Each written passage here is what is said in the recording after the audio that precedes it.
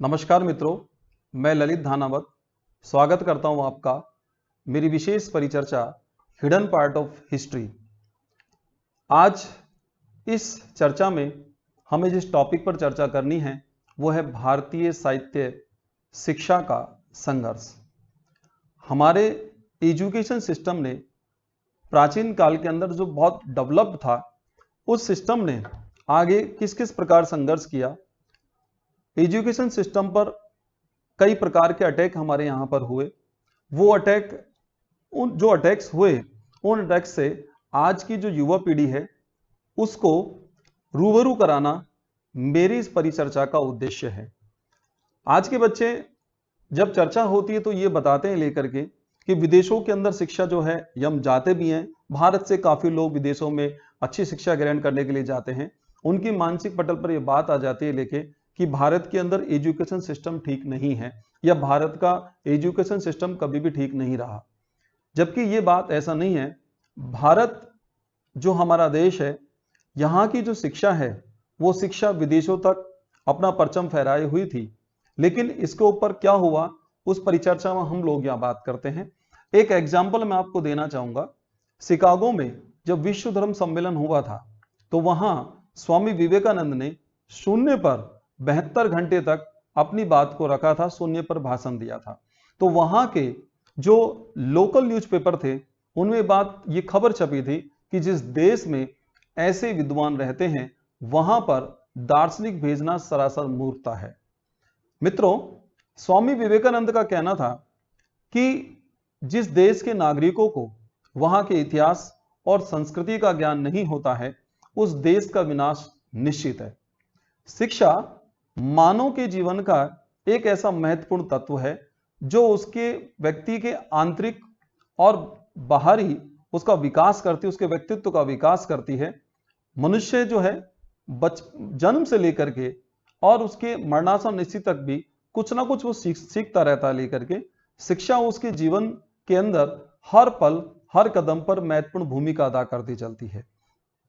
हमारी भारतीय शिक्षा ने और भारत के साहित्य का विकास कैसे अवरुद्ध हुआ, क्या स्थिति रही, उसी परिचर्चा पर हम लोग यहाँ बात करते हैं।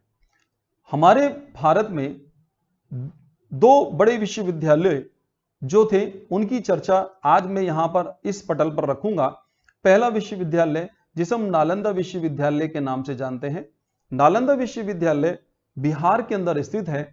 गुप्त काल में कुमारगुप्त महेंद्र द्वितीय के द्वारा इस विश्वविद्यालय की स्थापना की गई थी।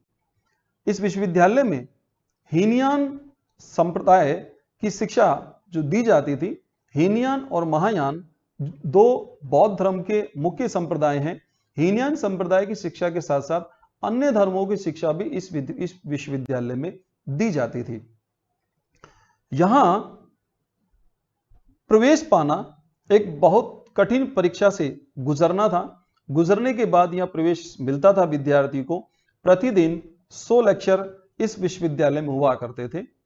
बिहार में इसी विश्वविद्यालय का एक समकालीन एक दूसरा विश्वविद्यालय था जिसे विक्रमशिला विश्वविद्यालय के नाम से हम जानते हैं, जो कि बिहार के भागलपुर में स्थित है। इस विक्रमशिला विश्वविद्यालय की स्थापना पाल वंश के शासक धर्मपाल के द्वारा की गई थी।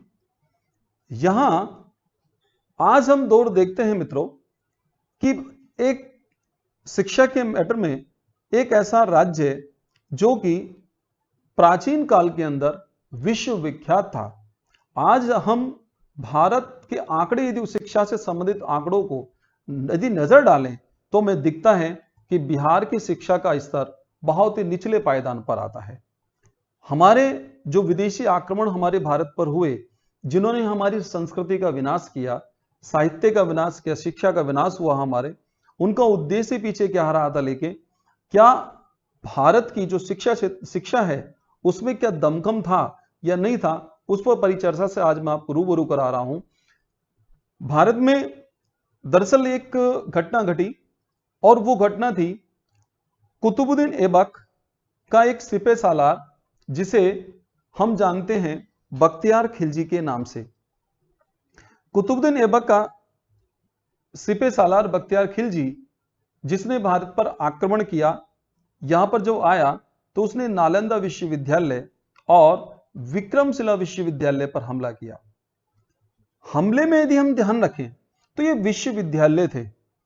ये विश्वविद्यालय जो थे कोई दुर्ग नहीं थे, ना ही यहां कोई अथाह संपदा थी, ना कोई यहां संपत्ति थी, क्योंकि आक्रमणकारी जब आक्रमण करता है तो वो किस संपत्ति को लेकर के जाएगा, यहां से धन को लेकर के जाएगा, यहां सोना चांदी वगैरह हीरे जवाहरात लूट के लेके जाएगा। उसे विश्वविद्यालयों में क्या मिलेगा? इन आक्रमणों के पीछे एक बहुत गुप्त रहस्य रहा है। उस गुप्त रहस्य पर हम चर्चा कर रहे हैं। इससे पहले मैं आपको चर्चा कहूंगा कि बात क्या थी। दरअसल बख्तियार खिलजी को एक विशेष बीमारी उस समय हुई थी। जब बीमारी हुई तो उसके जितने भी नीम हकीम, जो महान बुद्धिजीवी नीम हकीम थे, बहुत प्रसिद्ध हकीम थे, उन नीम हकीमों के द्वारा उसकी उस बीमारी का इलाज नहीं किया जा सका। बख्तियार खिलजी को एक सूचना मिली कि इस बीमारी का इलाज जो है नालंदा विश्वविद्यालय के आयुर्वेद विभाग के जो आचार्य हैं, जिनका नाम है राहुल भद्र, वो इसका इलाज कर सकते हैं। आचार्य राहुल भद्र को बुलाया गया। आचार्य राहुल भद्र ने उनकी इलाज की बात कही, लेकिन बख्तियार खिलजी ने एक बात आचार्य राहुल भद्र के समक्ष रख दी कि मैं किसी प्रकार की कोई दवा नहीं लूंगा और बिना दवा के आपको मेरा इलाज करना है। अब यह एक बड़ी समस्या थी कि बिना दवा के बख्तियार खिलजी की उस भयंकर बीमारी का इलाज किया कैसे जाए। आचार्य राहुल भद्र ने उन्हें सांत्वना दी और उन्हें यह कहा कि आपको किसी प्रकार की कोई दवाई नहीं लेनी है और बिना दवा के ही मैं आपका इलाज कर दूंगा। आचार्य राहुल भद्र बख्तियार खिलजी के समक्ष कुरान लेकर के आए और उन्होंने कहा कि आपको कुरान पढ़नी है और कुरान पढ़ने के बाद आपकी बीमारी बिल्कुल ठीक हो जाएगी। बख्तियार खिलजी ने कुरान को पढ़ा और जब कुरान को पढ़ा तो पढ़ने के बाद क्या रहा कि जो उसके पन्ने जो वो पलट रहा था, उस समय क्या था, उनके पन्नों पर दरअसल दवाई का एक लेप लगा दिया गया था, जिससे जब वो कुरान के पन्ने पलटता था तो आप ये मानिए कि एक तरीके से जो उसका जो बार बार अपना हाथ वो जीभ पर लगाता था तो जो दवा जो थी वो उसकी जीभ पर लग जाती थी और जीभ से क्या है कि उसको दवा का सेवन उसको बख्तियार खिलजी को हुआ और बख्तियार खिलजी स्वस्थ हो गया। उसे बाद में इस बात का पता लगा, कहीं ना कहीं बख्तियार खिलजी को इस बात की ज्वेलसी थी कि भारत के अंदर इतने बड़े बड़े विद्वान, इतने बड़े आयुर्वेदाचार्य, योगाचार्य यहां पर मौजूद हैं, तो उसे इस संस्कृति से ज्वेलसी हुई और बख्तियार खिलजी ने नालंदा विश्वविद्यालय और विक्रमशिला विश्वविद्यालय में पर आक्रमण किया। और नालंदा विश्वविद्यालय, विक्रमशिला विश्वविद्यालय पर जो आक्रमण किया तो यहां से ये रहा कि उसने यहां की जो लाइब्रेरी है, यहां का जो पुस्तकालय है, उन पुस्तकालयों में आग लगा दी। ऐसा कहा जाता है कि विक्रमशिला विश्वविद्यालय का जो पुस्तकालय है, कहते हैं कि 6 मास तक धू-धू करके जलता रहा था, वहां पर इतने ग्रंथ थे। या कहते हैं इस बात को लेके कि नालंदा विश्वविद्यालय में लगभग लाखों की संख्या में ग्रंथों को उसने आग लगा दी थी और इससे साफ दिख रहा है हमें कि उसे जरूर इस बात की ज्वेलसी रही है। उसे बाकायदे रहा कि क्यों ना मैं यहां का जो शिक्षा का स्तर है वो समाप्त कर दूं। जब ग्रंथ ही समाप्त हो जाएंगे तो भारत की जो आगामी आने वाली पीढ़ी है उसको इस बात का आभास ही नहीं होगा, उसको इस बात का पता ही नहीं चलेगा कि हमारे भारत का जो शिक्षा का स्तर रहा है, भारत का जो साहित्य है वो कितना विशाल रहा है। उस भारत के शिक्षा और साहित्य ने विश्व में किस प्रकार का परचम लहराया है। नालंदा विश्वविद्यालय मित्रों, बख्तियार खिलजी के ही आक्रमण का सामना उसने नहीं किया। नालंदा विश्वविद्यालय पर 3 बार आक्रमण हुआ था। पहला जो आक्रमण हुआ था गुप्त काल के अंदर, जब स्कंदगुप्त यहाँ के शासक तो मिहिर कुल के द्वारा हुआ। दूसरा जो आक्रमण हुआ था वो हर्षवर्धन के काल में गोदास के द्वारा किया गया। और तीसरा जो आक्रमण था वो 1193 ईस्वी के अंदर जो बख्तियार खिलजी के द्वारा किया गया था। विक्रमशिला विश्वविद्यालय पर यहां जो आक्रमण किया वो 1203 ईस्वी का आक्रमण करके उसने बख्तियार खिलजी ने इसको समाप्त कर दिया था एक तरीके से। और हमारे बिहार, आज का जो बिहार है, उसकी जो स्थिति है वो आप मानिए लेकर के कहां, जहां से 10-10 हजार विद्यार्थी आवासीय रूप से रह करके बाकायदा शिक्षा ग्रहण कर रहे हैं। और आज हम देख रहे हैं कि वर्तमान में शिक्षा का स्तर बहुत ज्यादा बिगड़ चुका है। ऐसा ही नहीं था अब मैं जो आगे चर्चा कर रहा हूं, हमारे मुगल काल के अंदर जब मुगल वंश भारत के अंदर स्थापित होता है तो मुगल वंश का एक बहुत प्रसिद्ध सम्राट रहा है सम्राट अकबर। सम्राट अकबर का जो शासनकाल है वो हिंदी भाषा का स्वर्ण काल कहलाता है। सम्राट अकबर जो था वो अपने कार्यों से महान माना जाता है। उसके कार्य कैसे रहे, महानता का क्या कारण रहा है, उन पर चर्चा मैं किसी अगले वीडियो पर करूंगा, लेकिन हम यहां बात कर रहे हैं अभी हमारे साहित्य पर। सम्राट अकबर ने एक विशेष रूप से अनुवाद विभाग की स्थापना की और अकबर के जो महानतम जो विद्वान जो माने जाते थे उस समय, बदायूनी, हुसैन फैज, इब्राहिम सरहिंदी, नकीब खां, अबुल फजल जैसे विद्वानों से इस बात को रखा। सम्राट अकबर भारत के शिक्षा के बारे में जानता था, उसे इस बात को लगा, उसने अपने विद्वानों से कहा कि आप ये देखिए कि भारत के साहित्य में क्या लिखा हुआ है, भारत का साहित्य किस प्रकार का है, बहुत महानतम साहित्य भारत का है। इसलिए हमारे मुस्लिम समाज के लोग, हमारे इस्लामिक लोग भारतीय साहित्य से रूबरू हो सकें, उनसे परिचित हो सकें, इसलिए हमारे जो महान ग्रंथ थे उन ग्रंथों का अनुवाद फारसी भाषा में जो मुगल सम्राट के काल के अंदर होना प्रारंभ हुआ, जिसके लिए सम्राट अकबर ने एक अलग से अनुवाद विभाग ही स्थापित कर दिया। अन्य जो शासक अकबर से पहले रहे, दो शासक यहां पर रहे हैं, हुमायूं रहे, हुमायूं से बाबर, लेकिन ऐसा अनुवाद विभाग स्थापित उन्होंने नहीं किया। हालांकि पढ़ने के शौकीन रहे हैं मुगल शासक, जिनमें हुमायूं खुद का एक नाम यहां पर आता है लेकर के, पढ़ने का शौकीन था।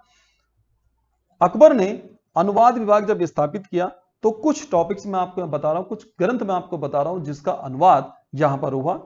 महाभारत का अनुवाद बदायूनी और नकीब खां ने किया, जिसे रज्मनामा के नाम से जाना जाता है। महाभारत का अनुवाद रज्मनामा के नाम से बदायूनी और नकीब खां के द्वारा किया गया। रामायण का अनुवाद जो किया था नकीब खां और बदायूनी ने किया। तजक व तुजुक जो कि ज्योतिष ग्रंथ थे, इन ग्रंथों का अनुवाद मोहम्मद खां गुजराती ने जहान ए जफर के नाम से किया। इब्राहिम सरहिंदी ने हमारे 4 वेदों में जो चतुर्थ वेद माना जाता है अथर्ववेद, उसका फारसी में अनुवाद किया। अबुल फजल ने पंचतंत्र जो हमारा ग्रंथ है उसका अनवर सादात नाम से अनुवाद करवाया। हुसैन फैज ने पंचतंत्र का ही यार ए दानिश के नाम से अनुवाद किया। भागवत पुराण का अनुवाद टोडरमल के द्वारा हुआ। भगवत गीता का जो अनुवाद किया वो दारा शिकोह ने किया और नल दमयंती का जो अनुवाद है वो फैजी ने किया। मित्रों, ये कुछ महत्वपूर्ण ग्रंथ मैंने आपको बताए हैं जिनका अनुवाद अकबर के शासनकाल में स्वयं अकबर ने करवाया था। इससे सिद्ध होता है लेकिन कि हमारा जो भारतीय साहित्य है वो कैसा साहित्य रहा है, कितना महान साहित्य रहा है, जिसमें विदेशी आक्रमणकारियों को भी उस साहित्य में रुचि लेनी पड़ी थी। बड़ी विडंबना हो जाती है कि हमारे ही देश के नागरिक जब भारतीय साहित्य एवं शिक्षा को जो है उसके अंदर कोई इंटरेस्ट अपना नहीं ले पाते हैं लेके, और वो विदेशी शिक्षा या विदेशी जो किताबें हैं उनके अंदर ज्यादा बातें रखते हैं, ज्यादा उसमें ये मानते हैं कि हमारे जो विदेशी जो साहित्य है वो बहुत ज्यादा हमसे ज्यादा अग्रिम स्थान रखता है, जबकि ऐसा नहीं है। भारत का साहित्य ने पूरे विश्व में अपना परचम लहराया है, जिसके माध्यम से मैंने आपको बताया। जब ब्रिटिश काल हमारे यहां पर आया, एक व्यक्ति जो कि एक ब्रिटेन का राजनीतिज्ञ था, जो कवि भी था, जो इतिहासकार भी था, जिसे लॉर्ड मैकाले के नाम से हम जानते हैं। लॉर्ड मैकाले का नाम जब हमारे यहां आता है तो हमारे यहां अंग्रेजी शिक्षा की बात होती है कि अंग्रेजी शिक्षा का जो विकास है वो किसने किया, और लॉर्ड मैकाले ने किया। मैं आपकी जानकारी बता दूं, लॉर्ड मैकाले का अंग्रेजी शिक्षा का जो विकास करना था, अंग्रेजी शिक्षा जो उन्होंने प्रारंभ की, उनका उद्देश्य कोई भारतीयों को अंग्रेजी शिक्षा नहीं देना था। पूरी ब्रिटिश कंपनियां, उसके बाद अपनी ब्रिटेन गवर्नमेंट का उद्देश्य जो हमारे यहां पर था वो एक तरीके से हमारा शोषण करना था। उन्होंने शोषण का एक माध्यम शिक्षा भी निकाल लिया। आज वर्तमान में भी हम देखते हैं कि शिक्षा एक त्याग, की भूमिका अदा नहीं कर रहा है, शिक्षा एक विकास की भूमिका अदा नहीं कर रहा है, शिक्षा एक व्यापार बन गया है। शिक्षा के अंदर देखा जा रहा है, आज भी हम वर्तमान में देखते हैं कि अंग्रेजी माध्यम के स्कूल हैं, उनकी अपने अपनी ड्रेसेस बनी हुई हैं, उनके अपने मन के कोर्स चलते हैं। इस प्रकार की भारी भरकम किताबें, आप ये मानिए कि एमए की यदि बुक्स ली जाती है तो उस बुक्स की कीमत 100 या 150 रुपए 200 रुपए हो सकती है, लेकिन एलकेजी और यूकेजी के बच्चे की जो एक बुक है उसकी कीमत 400 500 रुपए की बुक की कीमत होती है। 6 7 हजार रुपए किताबें उनकी आ जाती है। ये आज हम दौर जो देख रहे हैं एक कमीशन का खेल हो गया है। आज हर माता पिता ये मान के चलते हैं कि यदि बच्चा अंग्रेजी माध्यम के विद्यालयों में नहीं पढ़ेगा तो हमारा बच्चा औरों से पिछड़ जाएगा, जबकि सत्य यह है, देखा जाता है कि बच्चे को यदि अंग्रेजी सीखनी है, एक एग्जाम्पल मैं आपको देता हूं लेके, भारतीय यदि कोई बच्चा है, उस भारतीय बच्चे को हम एक अंग्रेज परिवार में के अंदर छोड़ देते हैं तो उसे किसी प्रकार की अंग्रेजी शिक्षा नहीं सिखानी है, तो क्या मैं आपसे जानना चाहता हूं, क्या वो बच्चा हिंदी बोलेगा? वो बच्चा अंग्रेजी ही बोलेगा। ये एक विशेष बात हमें बैठानी होती है। स्कूल के अंदर बच्चा 6 घंटे रहता है, 6 घंटे उसे कुछ शब्दों में अंग्रेजी सिखा दी जाती है, लेकिन बाकी का जो समय होता है वो बच्चा घर में बिताता है। आज अंग्रेजी माध्यम की शिक्षा ने हमारे घरों को तोड़ना स्टार्ट किया है। संयुक्त परिवार प्रणाली जो रहती थी वो एकल परिवारों में तब्दील हुई है। एकल परिवार जो बने हैं उसमें अंग्रेजी शिक्षा का भी बड़ा माध्यम रहा है, क्योंकि आज की नौजवान पीढ़ी जो अपने बच्चों को अच्छी शिक्षा देनी चाहती है, उस अच्छी शिक्षा के नाम पे वो अपने घर में, जो हमारे परिवार में जो ऐसे लोग होते जो अंग्रेजी नहीं बोल पाते, वो एक बहाना उन्हें मिल जाता है लेकर के कि हमारा बच्चा बिगड़ रहा है, अंग्रेजी भाषा नहीं सीख पा रहा है, तो वो अलग एक अपने परिवार से अलग हो जाते हैं। इस प्रकार एकल परिवारों को बढ़ावा मिलता है। अंग्रेजी शिक्षा जो है वो हमारे परिवारों को भी तोड़ रही है, हमारी संस्कृति का विनाश कर रही है। असुरक्षा के घेरे में हम लोग मौजूद हैं, हम जी रहे हैं लेकर के, सुरक्षा का भाव हमारा खत्म हो गया है। ये जो विश्वविद्यालय या स्कूल्स जो अंग्रेजी माध्यम के खुले, एक तरीके से शैक्षिक व्यवसाय के कारखाने रहे हैं। ये कारखाने जो खोले गए ये लॉर्ड मेकाले के द्वारा खोले गए।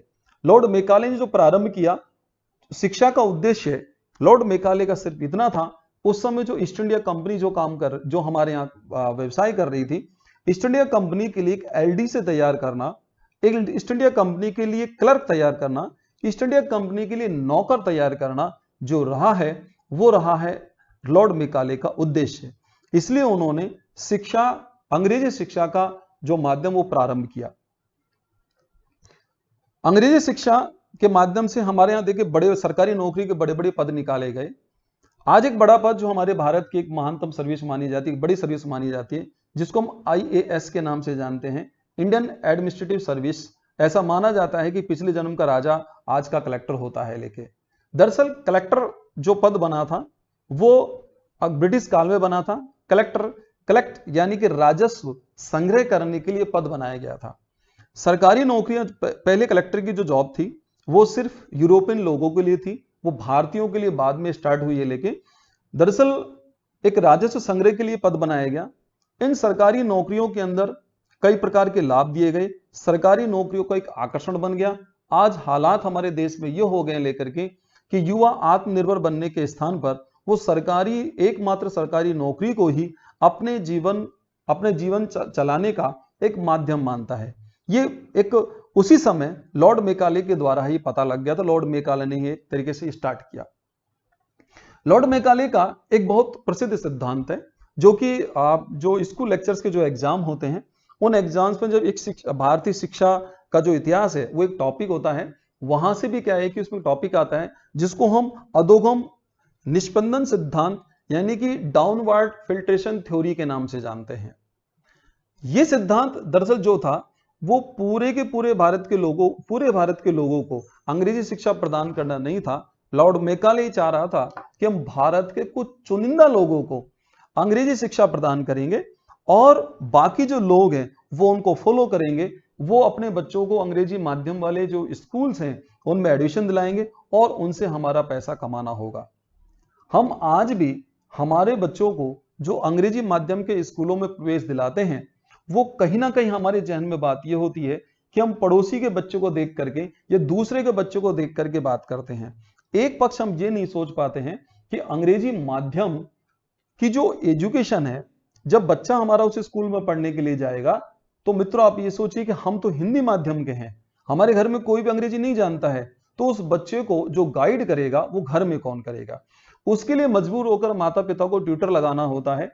और अब आप देखिए एक श्रृंखला बन जाती है उस बच्चे की, और वो बच्चा लाइफ जो जीना चाहता है, उस बच्चे का जो विकास है वो रुक जाता है और बच्चा एक स्थिति में बन जाता है। आप ये मानिए लेकर के उस बच्चे को, काफी परिवारों के अंदर बच्चे जो बड़े परिवारों में होते हैं उन्हें पढ़ाया जाता है और अंग्रेजी माध्यम शिक्षा दिलाई जाती है, यानी कि बच्चे को बचपन से ही किसी प्रकार के अभाव में नहीं रखा जाता है। यदि कोई परिवार गरीब भी है तो उसे गरीबी के आसपास बच्चे को लाने नहीं दिया जाता। एक मानसिकता ये बन जाती है लेकर के माँ बापों की कि मेरे बच्चों को किसी प्रकार का अभाव ना हो। और वो बच्चा जब अधिकारी बनता है तो चूंकि अपने जीवन में उसने कभी गरीबी देखी ही नहीं है, तो वो बच्चा, आप ये देखिए कि अधिकारी बनने के बाद वो सेवा भाव के स्थान पर उसके दिमाग में बहुत सी चीजें आने लगती हैं। एक तरीके से आप मानिए भ्रष्टाचार, रिश्वतखोरी पनपने लग जाता है, क्योंकि उस बच्चे ने गरीबी देखी नहीं। यदि कोई गरीब परिवार से बच्चा निकलता है तो इस बात को जानता है कि गरीबी क्या होती है और सेवा भाव क्या होता है। इस प्रकार से हमारी जो शिक्षा जो रही है, ऐसा नहीं है कि हिंदी माध्यम से जो विकास नहीं किया जा सकता। आईएएस के जो एग्जाम आज हो रहे हैं उसके अंदर हिंदी माध्यम के जो विद्यार्थी हैं वो भी मेरिट में आ रहे हैं। हिंदी से ही बात की जाती, क्योंकि बात हमारी इस प्रकार, आज हम जो देख रहे हैं, आज की वीडियो में जो हम चर्चा की है उसमें, कि भारतीय साहित्य और शिक्षा ने एक बड़ा संघर्ष किया है। और आज दोबारा स्थिति यह है कि अब भी हमारा जो साहित्य है, अब भी भारतीय शिक्षा है अपना परचम बनाए हुए है, अपने स्थान बनाए हुए हैं, लेकिन अभी इसको वापस उठने के लिए भारतीयों को सहयोग की आवश्यकता है। उस ओर हमें ध्यान देना है। आज की परिचर्चा हमारी यहीं समाप्त होती है। मैं आपसे विदा लेता हूं। इस नेक्स्ट परिचर्चा हमारी जो होगी एक किसी नए बिंदु के साथ, हिडन पार्ट ऑफ हिस्ट्री के अंदर मैं आपसे फिर चर्चा करूंगा। नमस्कार, धन्यवाद।